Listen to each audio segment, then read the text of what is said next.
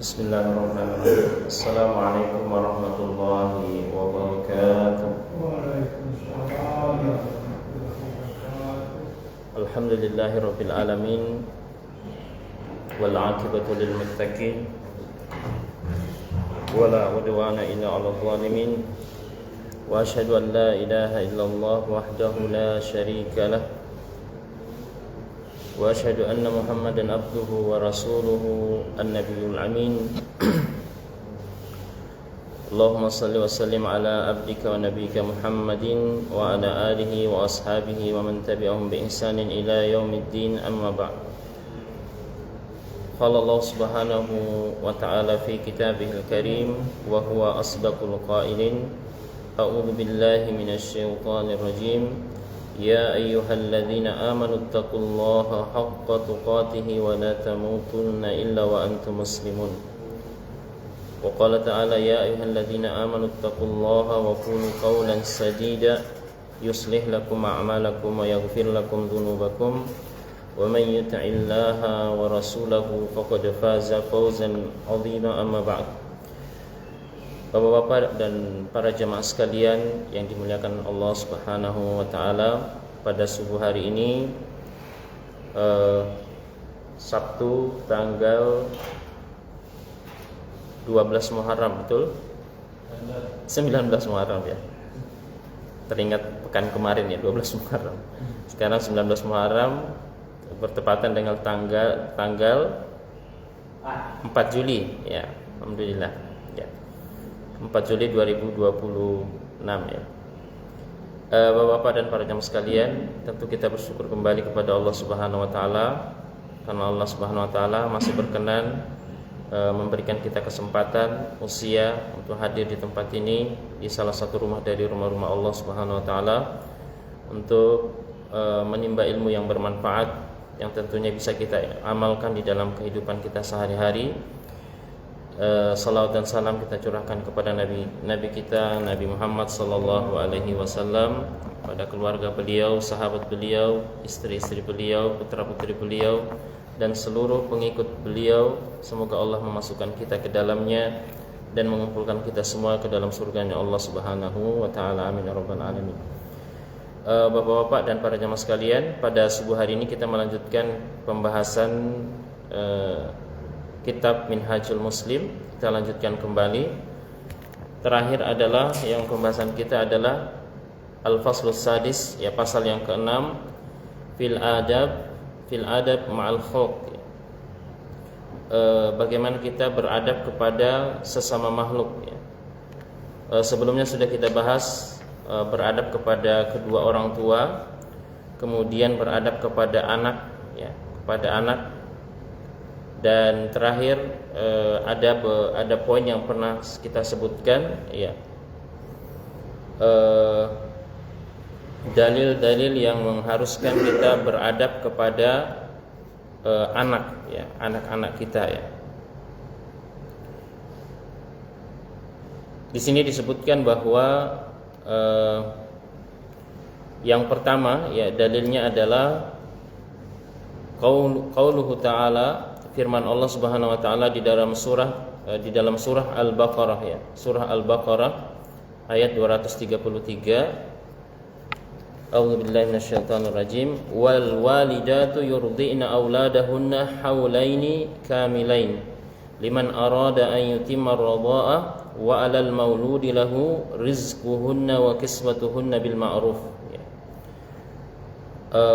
Dan bagi ibu-ibu yang menyusui ya, anak-anak mereka yang ingin menyempurnakan persusuannya selama 2 tahun penuh ya, haulaini kamilain liman arada an yutimma radha'i, bagi yang ingin menyempurnakan hak persusuan anak-anaknya, yaitu 2 tahun ya. Dan bagi ayah hak kewajiban untuk memberikan nafkah, begitu pula dengan pakaian secara ma'ruf ya, secara ma'ruf ya.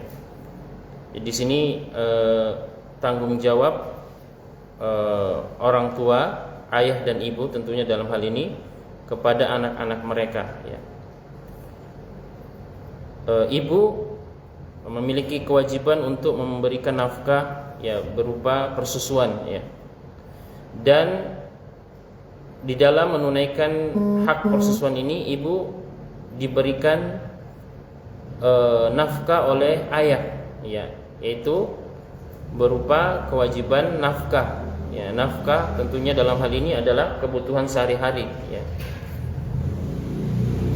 Bahkan kata para ulama, ketika seorang atau antara ayah dan ibu bahkan terjadi ya hal yang tidak diinginkan seperti perceraian ya, maka hak nafkah anak itu masih tetap merupakan kewajiban si ayah ya. Jadi kalau suami istri berpisah dan ada anaknya yang masih perlu disusui, maka si anak masih berhak mendapatkan ya, merupakan kewajiban si ayah untuk memberikan nafkah agar si anak ini mendapatkan hak persusuan ya. Meskipun dalam hal ini misalnya kalau terjadi tolak ya, perceraian sampai mungkin pada talak bain ya, talak yang jadi kan ada 3 Pak ya. Jadi kalau talak 1 dan 2 ini masih bisa rujuk, talak rujuk ya, masih bisa balik. Tapi kalau sudah sampai ke talak 3 ya, sehingga suami dan istri ini sudah tidak bisa lagi hidup bersama ya, harus berpisah, maka hak nafkah persusuan si anak ini masih menjadi beban si ayah ya. Ini di dalam Islam diatur seperti itu ya. Wa qala ta'ala, kemudian Allah juga berfirman di dalam surat At-Tahrim ayat 6 ya.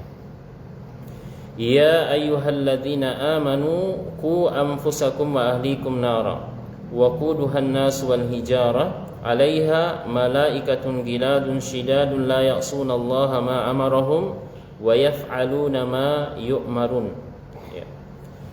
Wahai orang-orang yang beriman, jagalah diri kalian dan keluarga kalian dari api neraka jahanam ya, yang bahan bakarnya terbuat dari manusia dan batu. Di dalamnya ada malaikat-malaikat yang sangat keras dan bengis, dan malaikat-malaikat tersebut tidak mendurhakai Allah dan selalu melaksanakan apa yang diperintahkan kepada mereka. Kemudian saya melanjutkan bahwa fa fi hadhil ayah al-amru biwaqayah li al-ahli minan nar wa dzalika bi ta'atillahi ta'ala wa ta'atuhu ta'ala tastalzimu ma'rifata ma yajibu an yuta'a fihi ta'ala. Kata beliau, di dalam ayat ini ya, ada perintah untuk menjaga keluarga dari api neraka ya, dan itu dalam rangka yaitu dengan cara mengajarkan kepada keluarga untuk taat kepada Allah Subhanahu wa taala. Dan taat kepada Allah mengharuskan adanya pengenalan ilmu tentang apa yang wajib di dalam menjalankan ketaatan kepada Allah tersebut ya. Jadi mau tidak mau kita harus belajar ya, mengajarkan keluarga bagaimana taat kepada Allah Subhanahu wa taala. Wa hadza la yata'atta bi ghairi ta'allum, dan ini tidak mungkin terrealisasi kecuali dengan cara proses belajar mengajar. Jadi seorang ayah mengajarkan kepada anak ya, kepada istri tentang pengenalan agama, dan mau tidak mau ayah harus belajar juga ya terlebih dahulu ya. Walamma kana al-walad min jumlati ahli ar-rajul kanat al-ayatu dalilan ala wujubi ta'lim al-walad wa tarbiyatihi wa irsyadihi wa hamlihi ala al-khairi wa ta'ati lillah wa li rasulih ya. Nah, ketika anak ini merupakan bagian dari keluarga seorang ayah ya, mau tidak mau ya, dia adalah bagian keluarga yang merupakan tanggung jawab si ayah, maka ayat tadi yang kita baca tadi ya, surat At-Tahrim ayat 6 merupakan dalil yang tegas tentang wajibnya ya seorang ayah untuk mengajar anaknya ya, mengajar anak-anaknya dan mendidik anak-anaknya, menunjukkan tentang jalan kebaikan ya di dalam taat kepada Allah dan Rasul-Nya. Wa tajnibihi al-kufra wal ma'asi wal mafasid wasyurura liyakiyahu bidzalika azaban nar. Ya, sehingga dia bisa menjauhkan ya anak-anak mereka dari kekufuran, ya, kemaksiatan, kerusakan akhlak dan berbagai hal yang buruk, sehingga bisa menjaga mereka dari api neraka. Ya. Jadi itu Allah Subhanahu wa taala memberikan petunjuk bahwa untuk menjaga diri dan keluarga dari api neraka adalah belajar dan mengajar. Harus saling ada proses ta'lim, tarbiyah. Ya, ta'lim dan tarbiyah. Karena ini tidak bisa terwujud Bapak para jamaah sekalian kecuali kita saling mengajar, ya, saling belajar. Makanya Allah berfirman dalam Al-Qur'an, illal ladzina amanu wa 'amilus shalihat wa tawashaw bil haqq wa tawashaw bis sabr. Jadi sebenarnya ayat ini adalah menunjukkan tentang proses belajar mengajar. Ya, karena belajar itu mengajak, ya, mengajak tentang mengenalkan tentang kebaikan. Kemudian kama annal ayat al-ula, ya, kemudian di sini penulis menjelaskan bahwa sebagaimana disebutkan di dalam ayat yang pertama tadi, wal walidatu yurdina auladahunna. Dan wanita-wanita atau ibu-ibu yang menyusui, ya, itu menyusukan anak-anaknya, ya. Dalil wujubi nafaqatil walad 'alal walid, ya, dalil tentang wajibnya nafkah anak kepada kewajiban nafkah bagi si anak kepada orang tua, ya, kepada orang tua. Idzin nafaqatu alwajibatu lil murdiati kanat bisababi irdaiha alwalad, ya. Karena nafkah wajib ini, ya, kepada ibu yang menyusui ini terjadi karena sebab adanya persusuan kepada si anak. Ya, jadi nafkah itu menjadi wajib karena di dalam ayat dijelaskan tentang keharusan untuk menyusui si anak. Ya, karena ini adalah merupakan hak anak. Ya, hak anak. Jadi hak anak berupa persusuan mengharuskan adanya kewajiban nafkah, sehingga ayah itu wajib diberikan beban untuk mencari nafkah. Ya. Wa qala ta'ala, Allah berfirman dalam Al-Qur'an di dalam surat Al-Isra ayat 31, wala taqtulu auladakum khasyata imlaq. Dan janganlah kalian membunuh anak-anakmu karena takut miskin, ya, karena takut menjadi miskin. Ya, ini juga Bapak dan para jamaah sekalian, pelajaran yang kita saksikan, ya, yang berbagai kejadian yang memilukan hati, ya. Ada orang tua, ibu tega menelantarkan anaknya, ya, karena merasa tidak sanggup membiayai kebutuhan nafkahnya. Ya, ini terjadi Bapak dan para sekalian. Dan ayat ini bukan bermaksud bahwa hal ini tidak akan terjadi, ya. Tapi ini terjadi, ya. Mungkin kita katakan apakah ada orang tua tega menelantarkan anaknya? Ada, Pak, ada yang tega, ya. Ya, karena takut miskin. Bahkan ada kejadian yang kita saksikan, ya. Seorang ibu, ya, karena sudah tidak sanggup menanggung biaya hidup, ya, karena ada himpitan hutang juga, dia rela, bahkan dia tega, ya, membunuh semua anaknya, ya. Ada beberapa anaknya dibunuh, ya, diberikan minum racun. Setelah itu ibunya juga meminum racun. Naudzubillah. Ini terjadi Bapak-bapak para jamaah sekalian. Ya, ayat ini tidak main-main, ya. Allah menegaskan bahwa ini memang terjadi. Ya. Ini Bapak dan jamaah sekalian juga mengajarkan kepada kita bahwa orang beriman harus yakin bahwa setiap anak itu ada rezekinya masing-masingnya. Setiap anak itu pasti ada rezekinya, ya. Allah yang menanggung rezekinya. Ya. Nahnu narzuquka wa iyyahum, ya. Kami yang menanggung rezekimu dan juga anak-anakmu. Ya. Jadi jangan khawatir, kata Allah Subhanahu wa taala. Wa ma min dabbatin fil ardi illa 'alallahi rizquha. Ya, kata Allah juga, dan tidak ada suatu makhluk atau binatang melata di atas muka bumi ini kecuali Allah sudah menetapkan rezekinya, ada rezekinya. Ya, kita jangan takut, ya. Kemudian yang kedua, kata penulis, qauluhu sallallahu alaihi wasallam, dalil yang berikutnya adalah lamma su'ila an a'zamidz dzunub, ketika ditanya Nabi SAW oleh penanya ya, ada dalam sebuah kesempatan ada seorang bertanya kepada beliau SAW, apa yang merupakan dosa yang paling besar ya, dosa yang besar ya, dosa yang paling besar. Kemudian Nabi bersabda, an taj'ala lillahi niddan wa huwa khalaqaka wa an taqtula waladak khasyata an yat'ama ma'ak wa an tuzani bi halilati jarik. Ya, dosa yang paling besar kata Nabi SAW adalah engkau menjadikan sesuatu tandingan bagi Allah dalam hak persembahan atau dalam hak ibadah ya. Padahal dia Allah yang menciptakanmu. Kemudian engkau membunuh anak-anakmu karena takut makan bersamamu ya.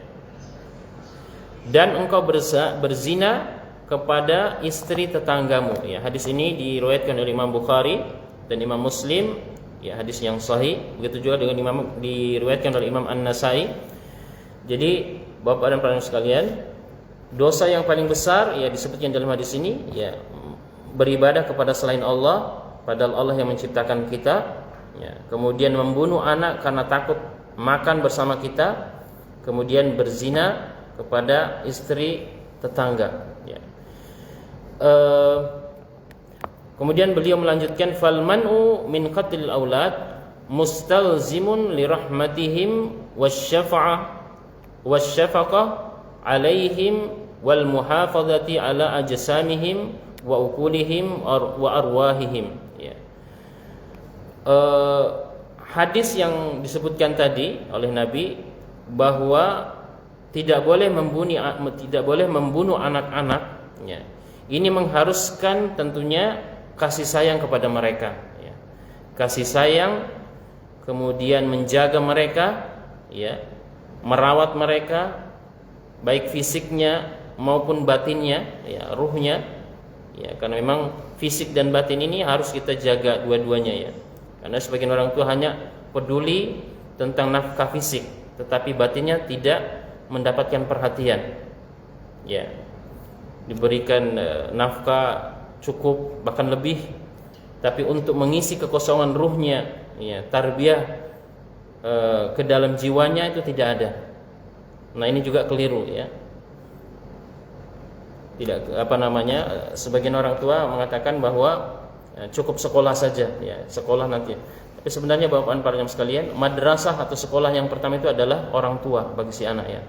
Orang tua bagi si anak. Kadang anak-anak tidak memperhatikan ucapan orang tua.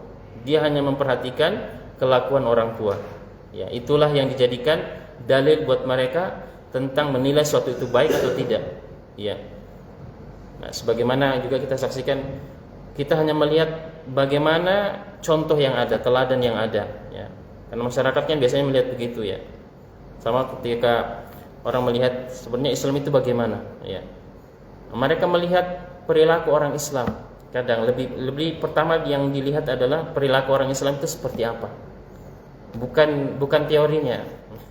Bukan teori Islam seperti ini, tapi orang Islam mengamalkan Islam seperti apa. Nah, begitulah orang menilai Islam. Sama dengan tarbiyah.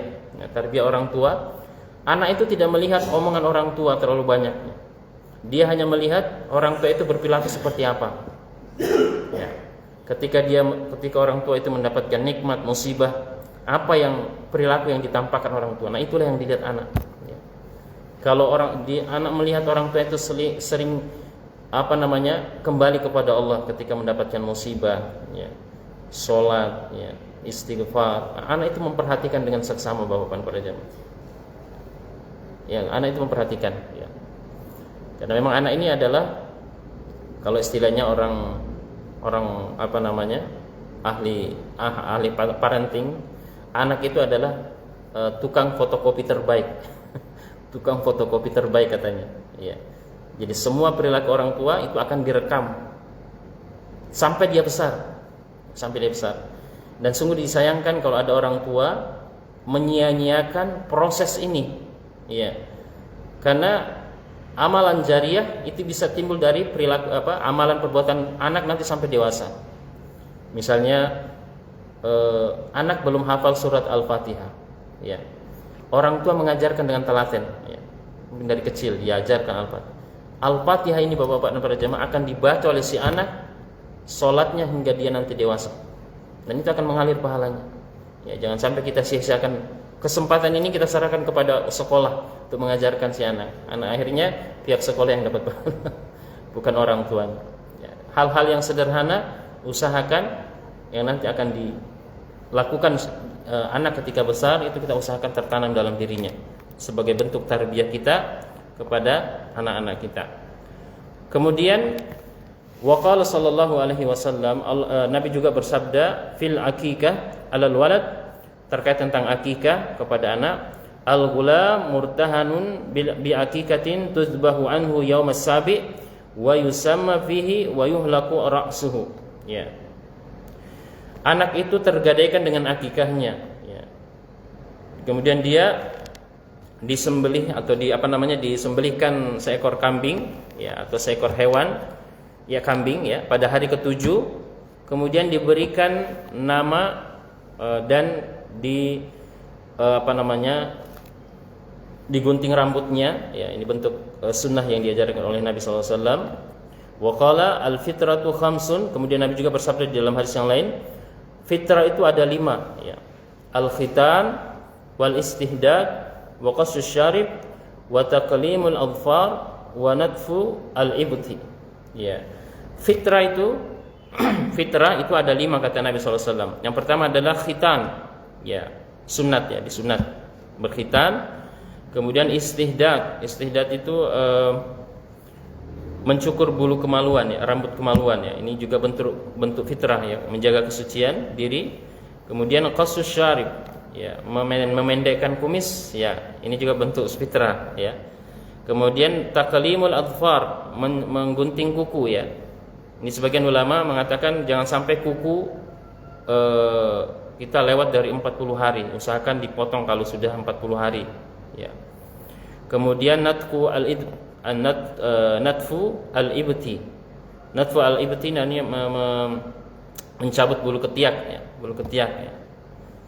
Wa qala Nabi sallallahu alaihi wasallam, Nabi juga bersabda, akrimu auladakum wa ahsinu adbahum,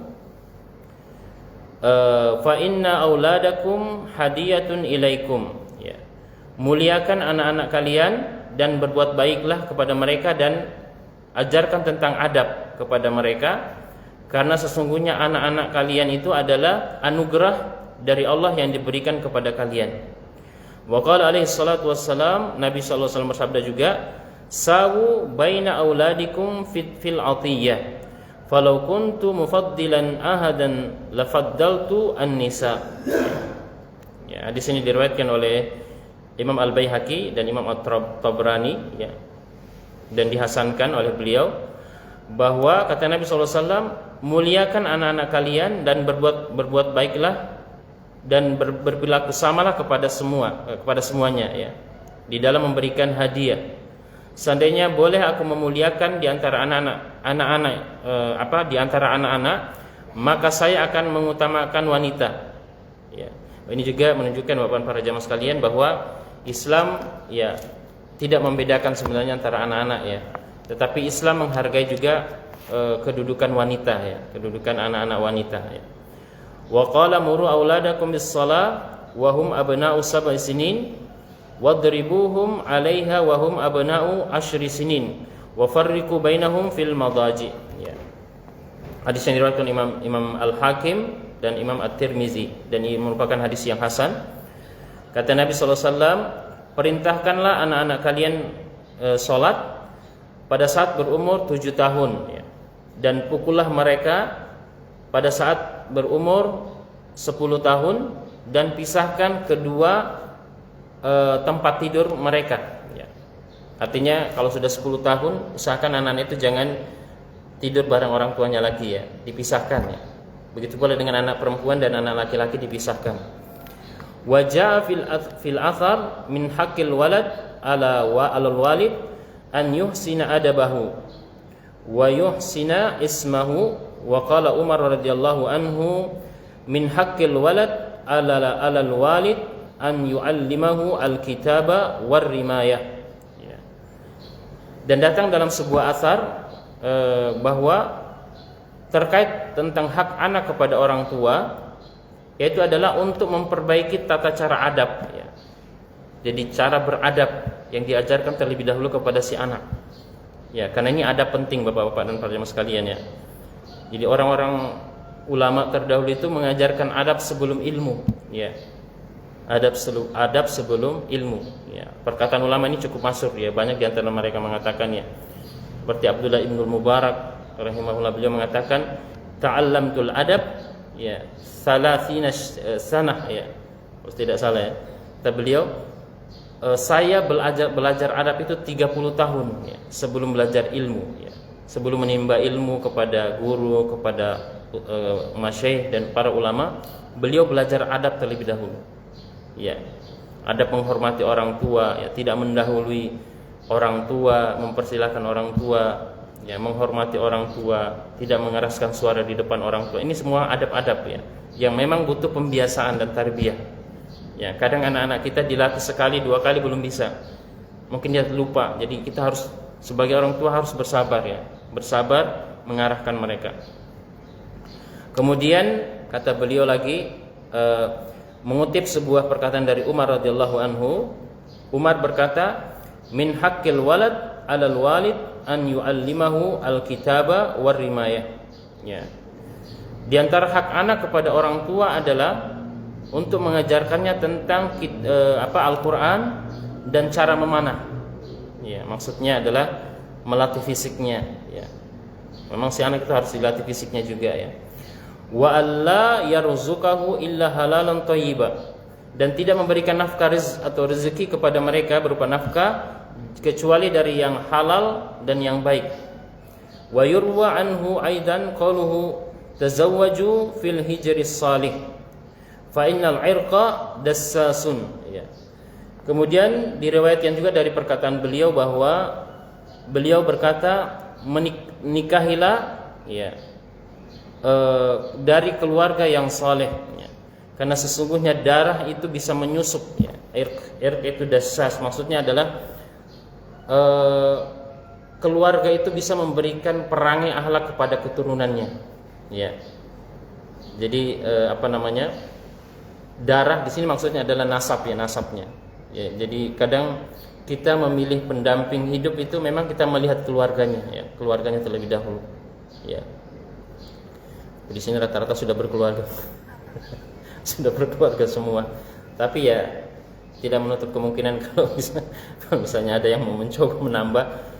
Ini ada petunjuk Nabi Umar bahwa kita memperhatikan komunitas keluarganya terlebih dahulu ya. Karena itu keluarga katanya akan mewariskan, kata Umar, mewariskan perangai akhlak ya, perangai dan akhlak ya. Wa qadimtanna a'rabi ala auladihi bi ikhtiyari ummihim faqal wa awwalu ihsani ilaikum takhayyuri limajidatil a'raqi badin afafuha ya. Ada seorang Arab Badui bersyair ya, dikutip oleh penulis buku ini tentang bagaimana memilih calon pendamping hidup ya, bagi yang akan menjadi ibu bagi si anak-anak ya. Katanya, perlakuan yang paling pertama aku lakukan bagi anak-anakku adalah memilihkan calon ibu bagi mereka yang baik dan menjaga kesuciannya. Ya, maksudnya menjaga muruah, taatnya. Ya. Karena memang Bapak-bapak, para jemaah sekalian, orang-orang terkadang memilih pendamping hidup itu karena hanya terpukau dengan kecantikan misalnya ya, atau karena ada hartanya, warisannya. Padahal sebenarnya kata Nabi SAW, fadfar bidzatid din taribat yadak ya. Dahulukan akhlak dan agamanya ya. Niscaya kalian akan beruntung ya. Karena ketika mendapatkan pendamping hidup yang agamanya baik, Bapak dan para jemaah sekalian, dia akan menjaga pasangan hidupnya ya, sampai usia lanjut ya. Karena yang menjaga itu adalah agama ya, bukan karena ketertarikan secara fisik ya. Ketika agama yang sudah hadir, insyaallah dia akan menjaga keluarga, menjaga anak ya, dan sebagainya. Ya, ini tentang hak-hak anak ya. Kemudian penulis melanjutkan tentang dari pasal ke-6 ini, yaitu adab bersama saudara, al-ikhwah ya, al-ikhwah. Al-muslimu yara annal adab mal ikhwati kal adabi mal aba wal abna sawaan ya. Seorang muslim menyadari dan meyakini bahwa adab bersama saudara-saudara ya, termasuk saudara kandung dalam hal ini, itu seperti adab antara ayah kepada anak ya. Hampir mirip kata beliau ya. Fa'alal ikhwa as-sigar minal adab nahwa ikhwatihim al-kibar ma alaihim li abaihim. Jadi apa namanya? Seorang yang umurnya lebih muda, mungkin memiliki abang atau kakak, maka dia layaknya beradab kepada ayahnya. Ya, karena kakaknya ini adalah orang yang lebih tua. Ya, mirip dengan anak kepada ayahnya. Wa anna 'alal ikhwatil kibar nahwa ikhwatihim as-sigar ma kana li abawaihim alaihim min huquqin wa wajibatin wa adabin. Kemudian saudara yang tertua, abang kepada adiknya, ini mirip dengan adab yang diberlakukan antara ayah kepada anaknya ya, berupa kewajiban, mengajarkan kewajiban dan adab ya, sama ya. Karena biasanya anak yang paling tua itu biasanya wakil dari orang tua. Ya, anak tertua itu biasanya menjadi role model bagi adik-adiknya. Ya. Makanya sebagian ulama mengatakan keberhasilan orang tua di dalam mendidik anak ketika dia berhasil membuat anak yang pertama itu sebagai role model. Ya, menjadi contoh bagi adik-adiknya.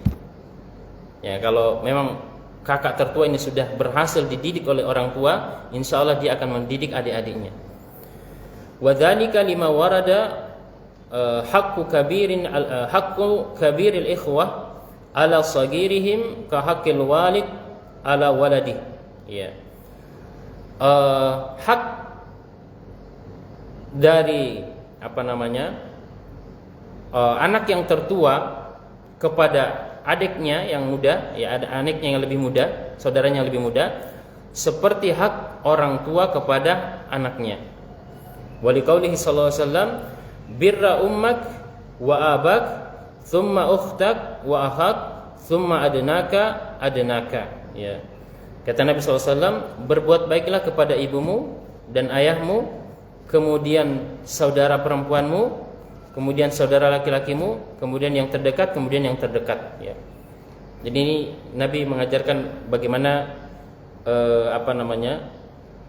membiasakan diri untuk menghormati yang lebih dimuliakan terlebih dahulu ya. Di sini, di dalam hadis ini memang Nabi mendahulukan ibu ya. Karena ibu di dalam hadis yang lain memang Nabi sebutkan haknya itu lebih tinggi dari ayah kepada anak ya. Hak ibu itu lebih tinggi dari hak ibu lebih tinggi dari ayah kepada anaknya. Ya, karena memang ibu memiliki kedudukan yang tinggi ya. Kemudian az-zaujain ya, perilaku adab yang perlu kita ketahui lagi adalah antara suami dan istri ya. Al-muslimu ya'tarifu bil adab al-mutabadalah baina az-zauj waz-zaujah ya. Seorang muslim meyakini adanya adab-adab dan akhlak yang harus diterapkan secara bergantian antara suami dan istri. Wa hiya huququ kulli minhuma ala sahibihi. Dan ini merupakan hak dari setiap masing-masing keduanya. Dari kali qauli ta'ala, demikian ini adalah berdasarkan firman Allah Subhanahu wa taala, walahunna mithlul ladzi 'alaihinna bil ma'ruf walirrijali 'alaihinna darajah ya. Bagi wanita-wanita tersebut memiliki hak yang ma'ruf ya.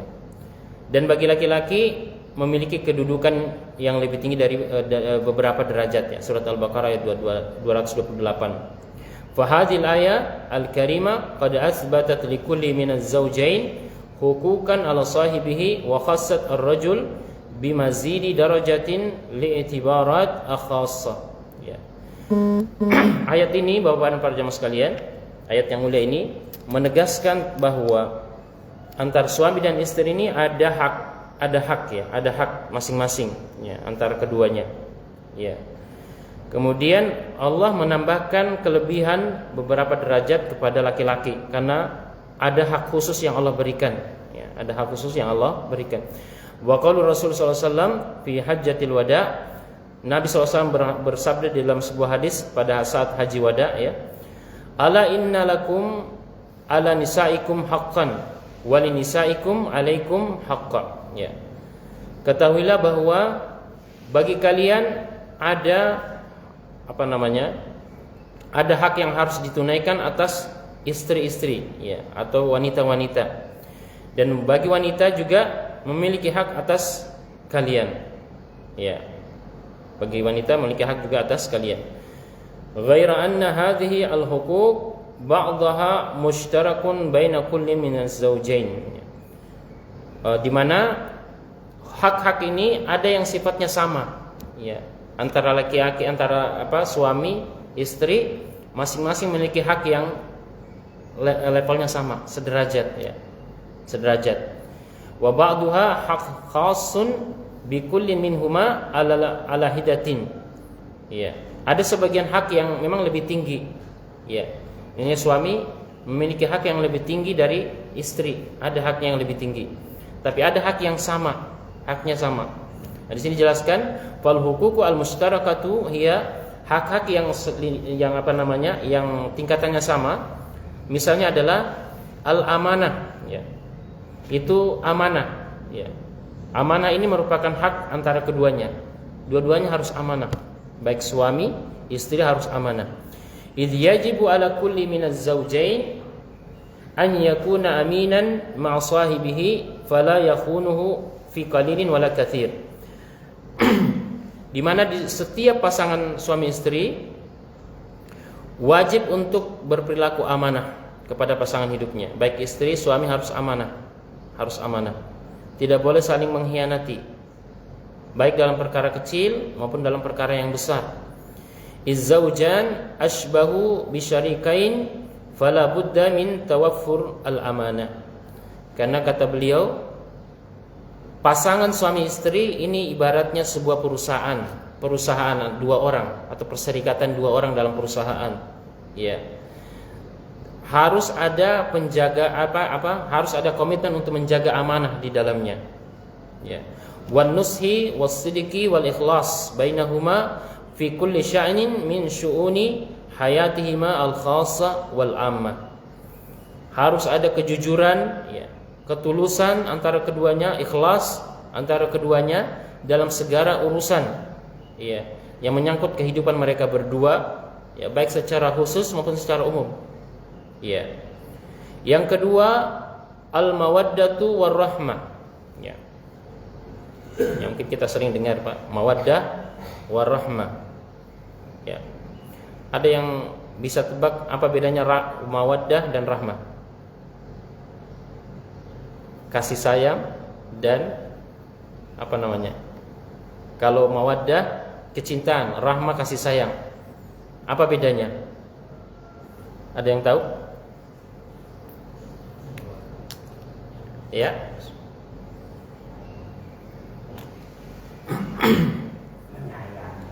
Ya Pak Riman? Menyayang. Kalau mawaddah apa? Nah, soalnya kita bertanya kepada yang lebih berpengalaman. Mawaddah warah. Ya Pak? Mencintai.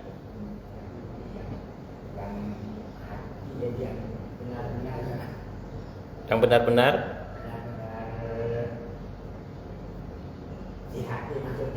di hati. Ya, itu mawaddah atau rahmah? Mawaddah. Kalau rahmah?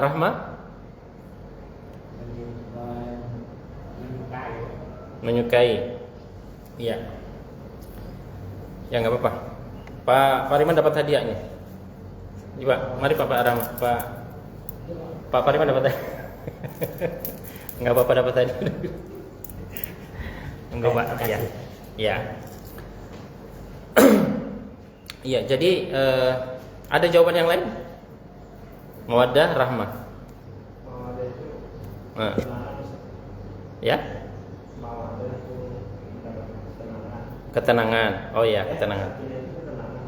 Sakinah ketenangan. Ini kita bicara antara mawaddah wa rahmah, ya. Ya, untuk kasih sayang. Kasih sayang. Kasih sayang terhadap kan biasanya kalau ucapan ini dipakai ketika misalkan menjadi dua dari sakinah mawaddah warahmah. Ya. Ini ucapan terhadap orang yang baru menikah. Keluarga, ucapan selamat gitu ya. Ya, maksud saya gini. Kan di dalam ayat itu wa ja'ala bainakum wa min ayatihi an khalaqakum min anfusikum azwajan litaskunu ilaiha. Litaskun itu adalah sakinah ya. Engkau merasa tenang tadi kan tenang. Wa ja'ala bainakum mawaddah wa rahmah. Nah, ini yang saya tanyakan, antara mawaddah dan rahmah. Kenapa Allah menyebutkan dua ini? Apa bedanya? Padahal sebenarnya dua-duanya kasih sayang ini. Dua-duanya sama. Nah, enggak ada yang bisa jawab ya? Nah, apa saya jawab? Enggak ada hadiahnya lagi soalnya habis. Jadi mawaddah itu Bapak-bapak para jamaah sekalian, itu adalah kecintaan yang didasari atas ketertarikan secara fisik. Saya ulangi, kecintaan yang didasari adalah didasari atas dasar ketertarikan fisik. Itu mawaddah. Ya. Mawaddah ini bisa didapatkan oleh semua orang.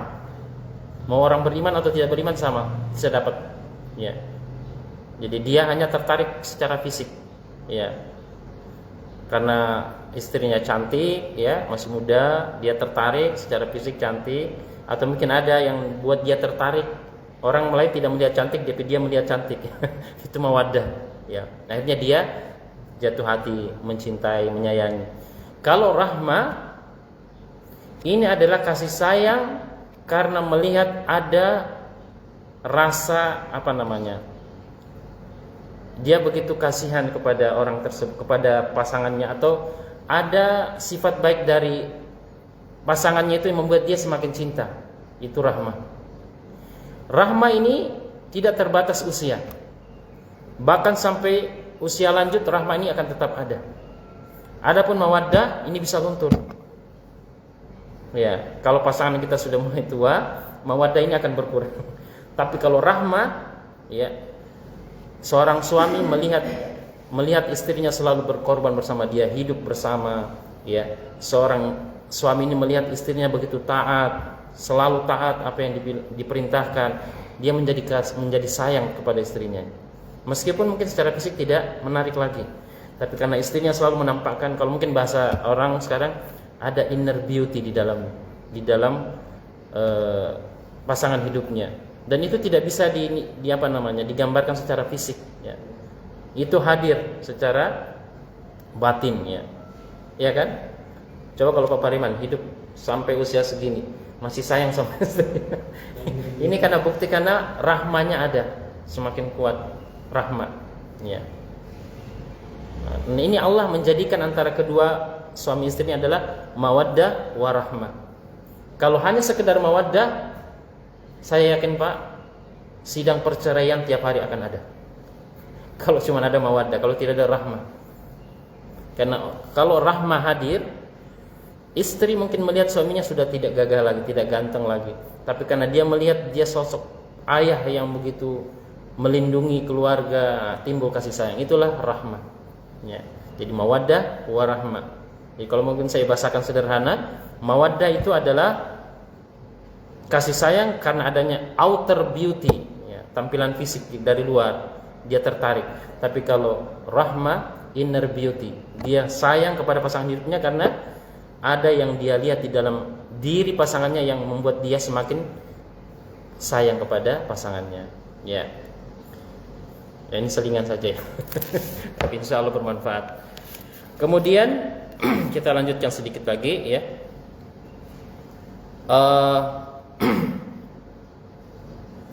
Kemudian penulis menyebutkan tentang al-amanah. Ya, tadi sudah amanah, ya. Al-mawaddah wa rahmah sudah. Kemudian as-thiqatu al-mutabadalatu bainahuma. Harus ada saling percaya antara keduanya. Ya, ini salah satu adab ya. Harus ada saling percaya antara keduanya. Bihaitsu yakunu kullu minhuma wathiqan fil akhar wa la yukhamiruhu adna syak fi sidqihi wa nusihi wa ikhlasihi lahu. Jadi ada saling menjaga kepercayaan antara keduanya. Ya. Ya, karena kalau antara suami dan istri sudah tidak ada rasa saling percaya, ini berujung petaka. Ya. Suami harus percaya kepada istri, istri harus percaya kepada suami. Ini yang menjaga keharmonisan keluarga ya.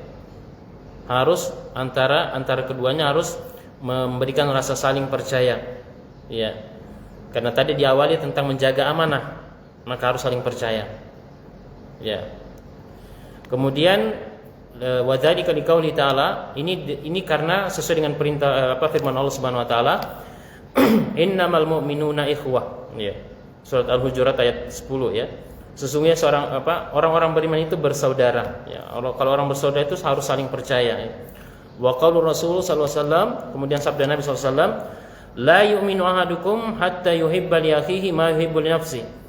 Tidak akan beriman atau tidak sempurna iman salah seorang di antara kalian sampai dia mencintai saudaranya sebagaimana dia mencintai dirinya sendiri. Iya, ini tanda keberimanan, tanda iman ya. Jadi seorang itu sempurna imannya ketika dia mencintai saudaranya sebagaimana dia mencintai dirinya. Apalagi kalau pasangan hidup kita ya. Kita mencintai pasangan hidup kita sebagaimana mencintai diri kita ya.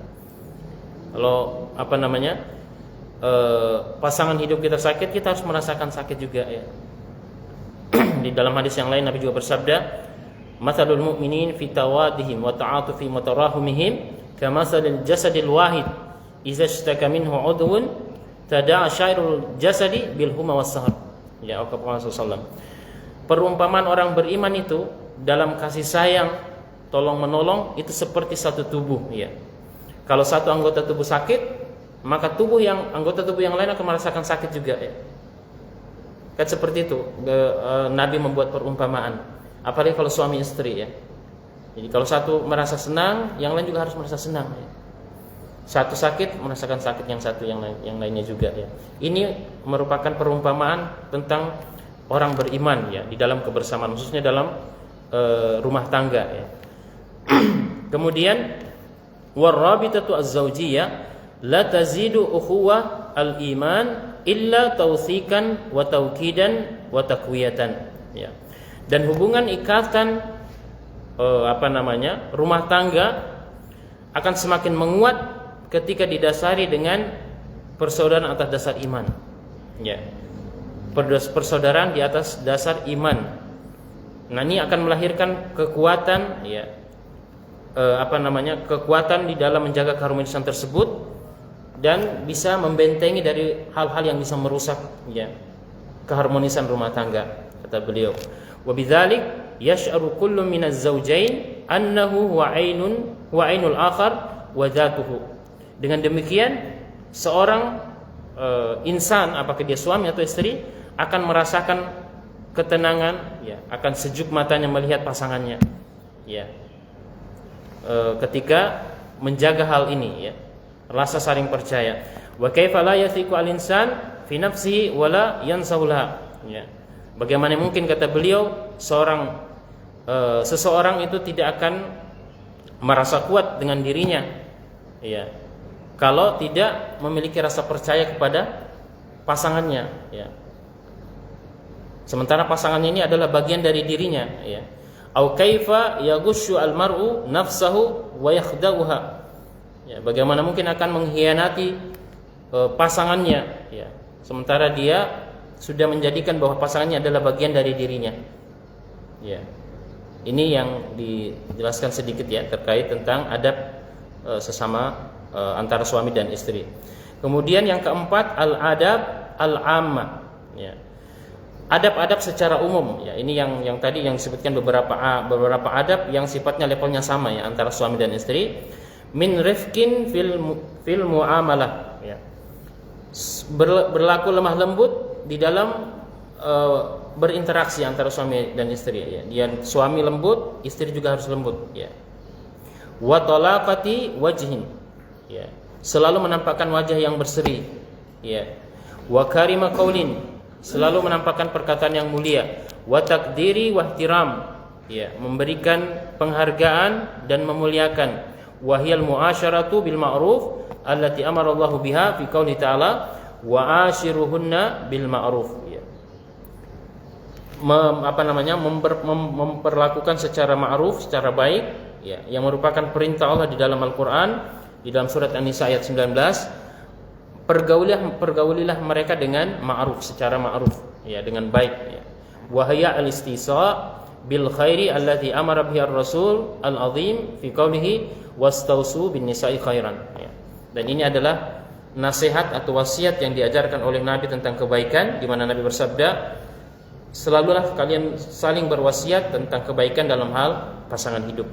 Nah, Bapak dan Bapak sekalian, ini adab secara umum ya. Adab secara umum. Karena kadang, mohon maaf, kadang suami menginginkan suami istrinya itu melayani dengan baik. Tapi suami tidak menyadari, tidak tampil lebih baik juga di hadapan istri. Ya. Dia menginginkan istrinya tampil menarik misalnya, tapi dia kurang menjaga misalnya dirinya di hadapan istri ya. Ini juga keliru, karena hak keduanya harus sama. Suami istri juga berhak untuk mendapatkan hak yang sama dalam muasyarah bil ma'ruf ya, pergaulan secara yang baik. Fa hadhi jumlah minal adab al mushtarakah bainaz zawjain. Ini beberapa, kata beliau, hak-hak yang setara yang wajib ditunaikan baik suami maupun istri. Walati yang bagi an yatabadalaha bainahuma amalan bil mitsaq al ghalidh alladhi ushira ilaihi fi qouli ta'ala wa kaifa ta'khudhunahu wa qad afdha ba'dukum ila ba'din wa akhadna minkum mitsaqan ghalidha. Ya, ini juga sesuai dengan perintah Allah Subhanahu wa taala, maka seyogyanya antara suami dan istri harus mengimplementasikan untuk saling berperilaku baik antara keduanya. Karena ini merupakan perjanjian yang kuat ya, yang sudah diikrarkan di dalam akad nikah ya, bahwa Allah berfirman, dan bagaimana mungkin ya, engkau melalaikan tanggung jawab di dalam rumah tangga ini, sementara kalian telah ya bergaul antara satu dengan yang lain ya, dan kalian telah mengambil dari mereka perjanjian yang kuat ya. Misalkan galil itu akad ya, akad atas nama Allah Subhanahu wa taala. Wa ta'atan lillah al-qail subhanahu wa la tansawul fadla bainakum innallaha bima ta'maluna basir ya. Dan ini merupakan bentuk realisasi ketaatan kepada Allah, di mana Allah berfirman, wa la tansawul fadla bainakum, jangan lupakan keutamaan di antara kalian ya. Jadi istri memiliki keutamaan, suami juga demikian. Innallaha bima ta'maluna basir, sesungguhnya Allah Maha melihat apa yang kalian kerjakan ya. Kemudian ya, amal al-huquq al-mukhtassa, adapun hak yang sifatnya khusus ya, ini kita tambahkan sedikit ya. Wal adab allati yalzamu kulla minaz zawjain an yakuma biha wahdahu nahwa zawjihi fahiya. Jadi hak-hak yang khusus ya, ini antara suami istri memang ada perbedaan ya, kadang dalam beberapa hal hak-haknya ada. Yang pertama adalah ayyu asyiraha bima'ruf ya. Yajibu 'ala zauj izaa zaujatihi al-qiyam bil adab at-taliyah ya. Ini tadi disebutkan wa ashiruhunna bil ma'ruf, tadi ayat yang tadi ya. Jadi istri berhak diperlakukan secara ma'ruf ya. Secara ma'ruf. Yut'imuha idza ta'ima wa yaksuha idza iktasa wa yu'addi biha idza khafa nushuzaha bima amara Allah an yu'addaban nisa'u bi an ya'idaha fi ghairi sabbin wala syatmin wala takbih. Nah, ini penting diperhatikan. Seorang ayah atau suami ini harus memberikan makan ya, ketika dia makan ya, harus sama ya, memberikan makan kepada istri, pada anak, kemudian memberikan pakaian kepada istri ya sesuai dengan cara yang ma'ruf, memberikan adab, mendidik adab-adab ya. Kemudian jika takut ada kedurhakaan ya, ini bisa dengan memberikan pengajaran berupa hukuman ya. Kalau dia nusyus ya, kemudian memberikan adab-adab kepada mereka ya, untuk memperingatkan tentang hal-hal kedurhakaannya, tetapi tanpa menggunakan kata-kata yang mencela, mencaci, kemudian menjelekkan aibnya. Ini tidak boleh ya. Karena kadang suami di dalam meluruskan kesalahan istri kadang menjelek-jelekkan atau mengeluarkan kata-kata yang menghinanya. Ini tidak dibolehkan ya, tidak dibolehkan kata beliau. Fa in ata'at wa illa hajaraha fil firash ya.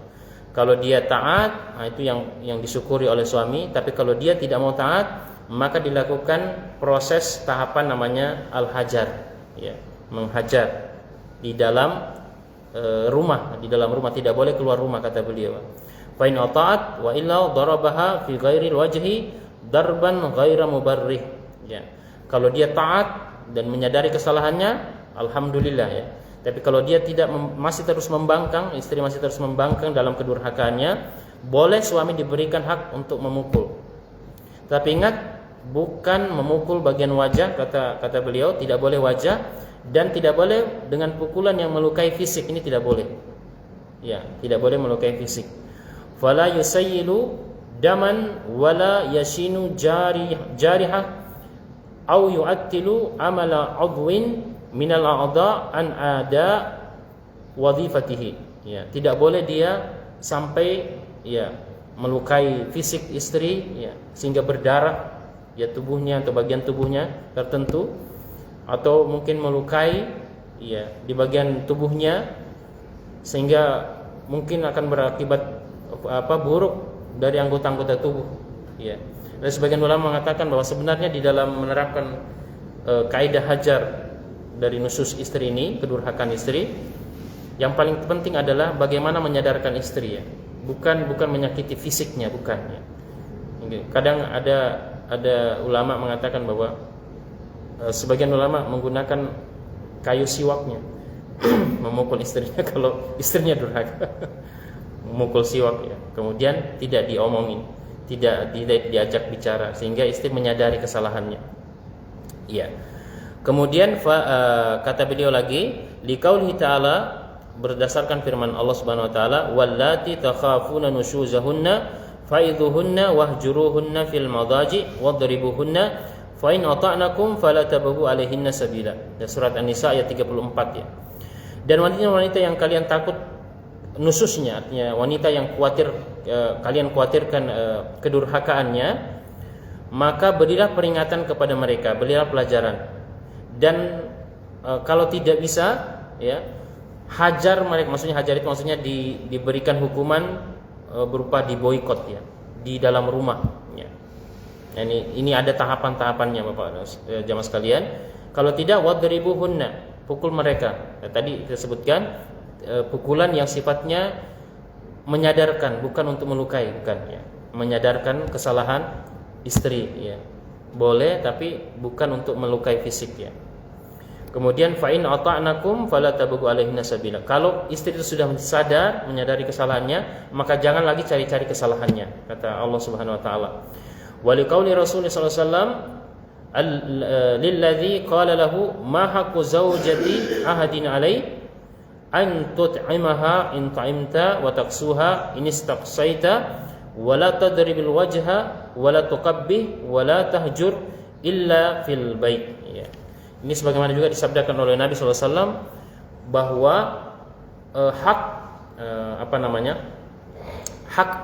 istri kepada suami itu ya adalah memberikan makan ya, ketika suami itu makan ya. Jadi adalah kurang, kata beliau, kurang bijak dan kurang tepat ya ketika seorang suami itu makan enak di luar sementara istrinya di rumah makannya tidak sama. Ini merupakan suami yang kurang baik, kata beliau ya. Jadi kita memberikan makanan sesuai dengan apa yang kita makan ya. Wa taqsuha inis taksaita ya. memberikan pakaian, ya. Ketika itu juga kita juga ingin pakaian yang baik, maka kita juga memberikan pakaian yang baik pada istri. Wala tadribul wajh, ya, ini juga anjuran perintah Nabi. Tidak boleh sama sekali memukul wajah. Ya, mungkin kita saksikan kejadian-kejadian ada suami menampar istrinya. Nah, ini tidak boleh, kata beliau, ya. Tidak boleh wajah itu dipukul, kata Nabi. Wala tuqabbih, tidak boleh menjelek-jelekan istri, ya, mengungkap aibnya. Wala tahjur illa fil bait, tidak boleh memboikot kecuali hanya dalam rumah saja. Ini sebagai bentuk tarbiyah, ya, pendidikan saja Bapak dan Ibu sekalian. Ya. Karena Islam ini mengedepankan maslahat, ya, atau menghilangkan mudarat, ya, menghilangkan mudarat dan mengambil maslahat, ya. Kemudian ketika ada mudarat dua yang bertemu, maka Islam menganjurkan mengambil mudarat yang lebih ringan, ya. Itu yang diajarkan di dalam Islam, ya, khususnya dalam adab-adab di dalam rumah tangga, ya. Baik Bapak-bapak dan para sekalian, mungkin cukup kita kaji tentang pasal ke-6 ini, tentang adab-adab bermuamalah bersama dengan sesama makhluk, ya.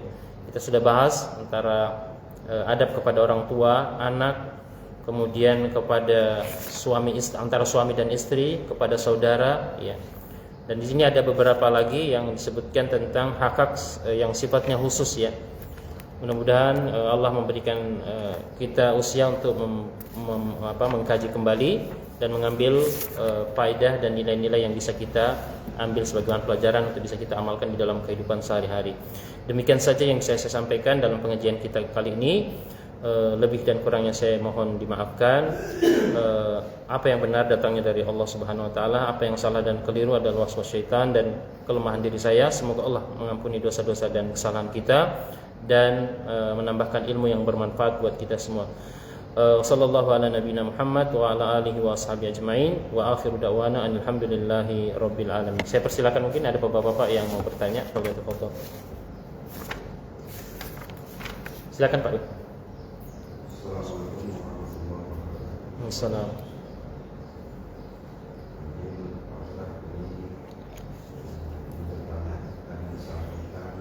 Ya. Bahwa orang tua ini bertanggung jawab terhadap anak-anaknya, baik yang masih keluarga dan istrinya setelah bercerai. Yang jadi pertanyaannya adalah di dalam Islam itu tanggung jawab orang tua, khususnya bapak ini, untuk anak wanita itu sampai tahapan apa, dan untuk anak laki-laki sampai tahapan apa atau umur apa. Ya. Baik. Ya, jazakallahu khair Pak Iwan, ya, pertanyaan yang bagus, yang bermanfaat buat kita semua. Bismillah, alhamdulillah, wassalatu wassalamu ala rasulillah wa ba'd. Ya. Sudah kita bahas tadi, ya, tentang tanggung jawab tanggung jawab orang tua kepada anak-anaknya, ya. Ya, mungkin yang ditanyakan Pak Iwan adalah sampai tahap apa, ya, seorang ayah atau ibu itu memberikan memberikan tanggung jawab dan, ya, pengawasan kepada anaknya, nafkah, ya. Baik. Iya. Bapak dan Bapak sekalian, untuk pembatasan jadi saya bedakan antara tarbiyah dan nafkah, ya. Tarbiyah dan nafkah, ya. Kalau untuk tarbiyah, pendidikan orang tua kepada anak, ini tidak ada batasannya, ya. Tidak ada batasannya, ya. Mungkin anak kita sudah menikah, ya. Tapi tanggung jawab orang tua untuk memberikan pelajaran itu tetap berlaku. Tetap saja berlaku, ya. Tetap saja berlaku, ya. Adapun kalau untuk nafkah memang tidak dijelaskan secara spesifik, ya, sampai umur berapa, ya. Sampai umur berapa berikan kewajiban nafkah. Tapi ketika si anak itu sudah memiliki kemapanan dalam hal ekonomi, ya, mungkin bisa dia sudah mendapatkan pekerjaan sendiri, ya, atau bisa berusaha sendiri, ya. Jadi memang hak nafkah itu tidak dibatasi oleh usia anak itu sampai berapa, tidak ada ketetapan secara yang saya ketahui secara dalil ya, baik dari Al-Qur'an maupun hadis, tidak ada. Tapi yang jelasnya bahwa ketika anak itu masih belum bisa mandiri ya, dan orang tua ya masih memiliki kekuatan dan upaya untuk memberikan nafkah, pada saat itu masih diberikan kewajiban untuk memberikan nafkah kepada anaknya ya. Tapi kalau si anak ini sudah mencapai misalnya dalam batas bisa berupaya sendiri, mencari pekerjaan sendiri ya, maka pada saat itu memang nafkah itu sudah lepas tanggung jawab dari orang tuanya ya, orang tuanya. Jadi memang sepengetahuan saya tidak ada batasan usia, berapa usianya si anak itu sehingga nafkah itu lepas ya dari orang tua ya, wallahu ta'ala. Mungkin kalau dalam peraturan perundang-undangan kita mungkin ada ya, perundangan kita misalnya dalam usia berapa gitu ya, 17 tahun atau saya kurang tahu kalau dalam peraturan perundang-undangan kewajiban orang tua untuk memberikan nafkah. Tapi intinya bahwa nafkah itu tetap wajib ya, ketika anak itu memang belum memiliki kemampuan secara mandiri ya, dalam arti bahwa anak itu sudah berusaha dan memang belum memiliki kemampuan ya. Tapi kalau dia sudah sudah mencapai batas, kalau dalam istilah kita batas usia produktif ya, kalau dalam istilah perundang-undangan ada namanya batas usia produktif ya, maka di saat itu memang nafkah itu sudah ya, dikatakan bisa lepas kewajiban dari orang tua ya. Wallahu ta'ala alam. Demikian Pak Iwan yang saya ketahui. Masih ada Pak? Iya, silakan Mas ya. Ini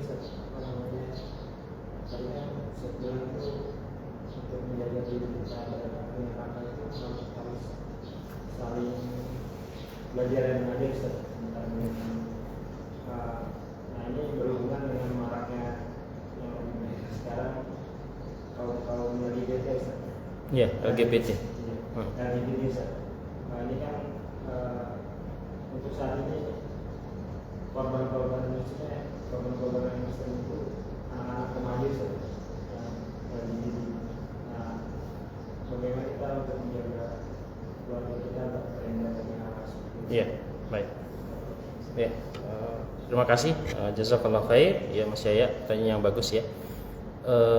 Bagaimana membentengi anak-anak kita dari maraknya penyakit yang cukup berbahaya ya, LGBT ya. Dan MUI sempat mengajukan usul pada pemerintah untuk menjadikan LGBT ini sebagai tindakan kriminal. Ada yang sudah pernah dengar? Ya, barusan MUI ya mengajukan kepada pemerintah supaya dimasukkan dalam draft regulasi nasional bahwa LGBT ini merupakan kejahatan kriminal. Tapi dari semua itu yang perlu kita ketahui Bapak dan Bapak sekalian, LGBT ini bukan hal yang baru ya. Karena di zaman dahulu, terutama di zamannya umatnya Nabi siapa? Nabi Lut, ya, Nabi Lut itu sudah terjadi ya penyakit ini. Ini bukan hal yang harus dibiarkan karena memang ini penyakit ya, penyakit Bapak dan memang menyalahi fitrah. Ya. Karena secara akal memang tidak bisa diterima ya. Keberlangsungan hidup manusia kalau LGBT ini dibiarkan akan tergerus ya. Populasi manusia akan berkurang ya. Kalau penyakit ini akan menyebar ya. Kan ini penyakit Bapak dan para jemaah sekalian, penyakit ya. Dan untuk membentengi diri ini tidak ada jalan lain kecuali dengan kembali kepada ajaran agama ya. Dan ini bukan sesuatu yang mustahil untuk bisa diobati ya. Karena beberapa hal yang kita saksikan, ada orang yang memang mau berusaha keluar dari penyakit ini ya, dan dia berhasil ya keluar dari penyakit ini. Dia paksakan diri untuk melawan ya. Kadang dia menangis. Ini saya pernah saksikan langsung ya. Jadi pelaku dari LGBT dan dia sampai menangis untuk bisa keluar dari penyakit ini, dan dia alhamdulillah atas izin Allah beliau sembuh ya. Nah, untuk membentengi diri dan keluarga, bapak-bapak dan para jamaah sekalian, sebenarnya tadi sempat kita bahas tadi ya. Jadi pertama adalah mengupayakan agar anak-anak itu mengetahui jati diri mereka. Makanya tadi seperti perkataan Umar, ya, alimu auladakum, didik anak-anak. Ini maksudnya anak-anak laki-laki ya. Anak laki-laki itu dengan kegiatan fisik seperti memanah. Kalau mungkin sekarang sarana olahraga ini cukup banyak ya. Di anak-anak laki-laki diarahkan untuk melatih fisiknya. Anak perempuan diajarkan untuk bagaimana menjaga kelemah lembutannya. Ya, misalnya dia belajar untuk menjadi seorang ibu, masak-memasak dan sebagainya. Ini harus diarahkan. Jangan sampai kita biarkan kalau ada misalnya ada ketertarikan sedikit saja, misalnya anak laki-laki suka misalnya mainan anak perempuan misalnya boneka misalnya. Ini jangan dibiarkan ya.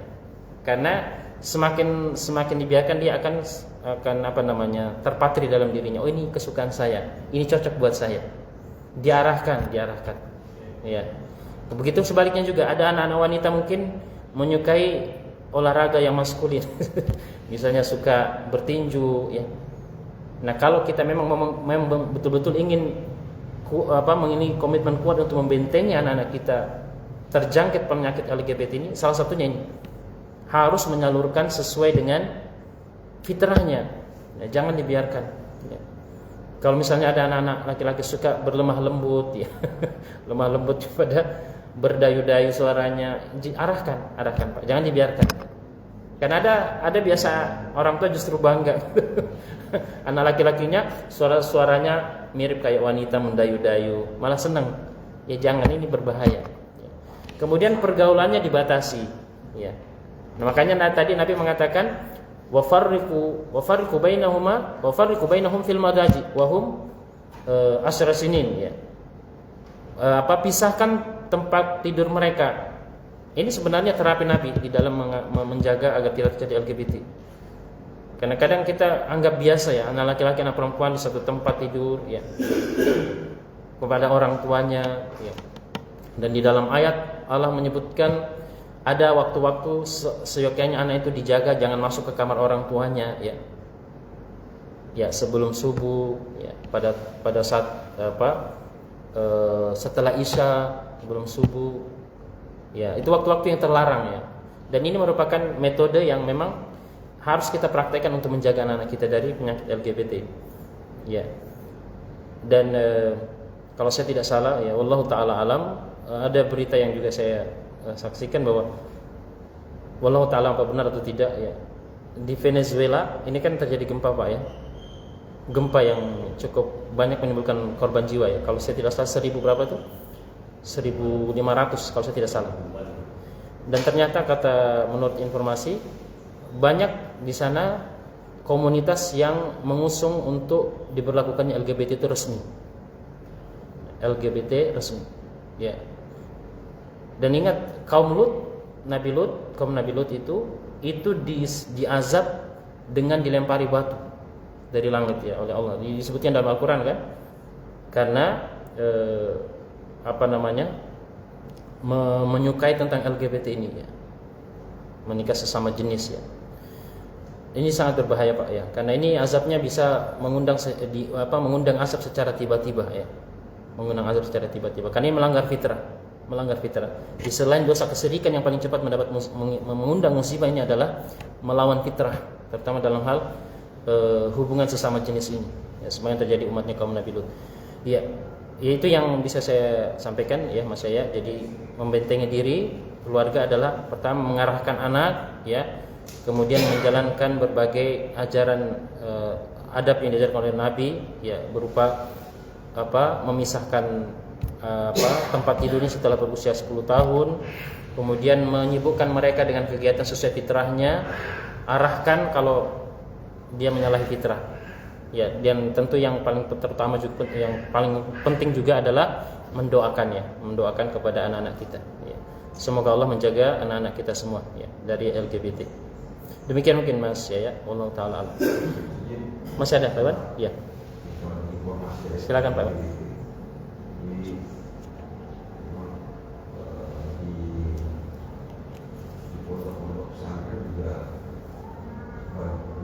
Mulai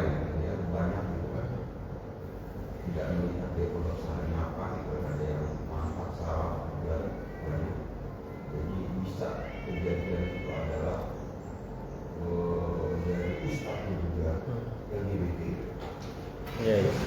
Dari anaknya juga begitu. Iya. Nah, itu di ada beberapa sahabat dia kayak memberi ngobrol dia gitu, jadi habis hipnotis gitu, jadi pikiran itu kayak dicuci gitu, terus dia ada gitu, Iya. berarti Iya, Pak. ke LGBT karena banyak itu status takutnya itu dia gitu, yang LGBT itu yang penting adalah status. Oh iya, yang kejadian kemarin itu ya. Iya, iya, iya. Kan itu jadi Iya. yang sangat disayangkan Iya. adalah ustaz-ustaz yang tak ahli sunnah wal jamaah Iya. kalau berusaha untuk menutupi Oh. karena Iya. kekhawatiran bahwa nanti Hmm. pondok pesantrennya itu Tercoreng kekurangan nama. siswa. Iya. Nah ini kan sebenarnya tidak baik, gitu Iya, kan? betul Pak ya.